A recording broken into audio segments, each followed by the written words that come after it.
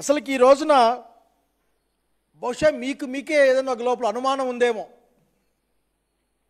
ఆ 6 గంటల తర్వాత పెరిగిన 12.5% ఓట్లు, 45 లక్షల పైచిలుకు ఓట్ల వల్ల మేము అధికారంలోకి వచ్చాం.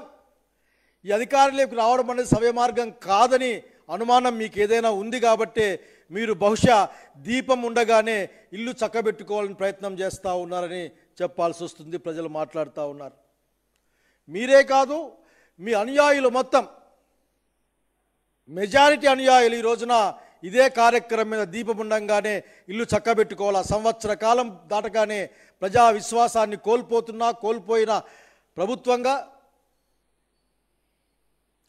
కూటమి ప్రభుత్వంగా ఈ రోజున మీరు ఎక్కడ సర్దుకోవాలా, డబ్బులు సంపాదించుకోవాలా. ఆ డబ్బులు సంపాదించుకోవడానికి ఉచ్చ నీచాలంటూ ఏమీ లేవు. మీరేమైనా మాట్లాడతారు, ఏమైనా చేస్తారు. మీరు మాట్లాడుతూ మొన్నటికి మొన్న ఏదో బెల్ట్ షాపులు పెడితే తాట తీస్తానని చెప్పారు. అబ్బో చాలామంది మీ కార్యకర్తలు మీరు తాట తీస్తారేమో అని వెయిట్ చేస్తూ ఉన్నారు. ఎందుకంటే బెల్ట్ షాపులు చాలామంది మీ వాళ్ళే పెట్టుకుని మెయింటైన్ చేస్తూ ఉన్నారు కాబట్టి.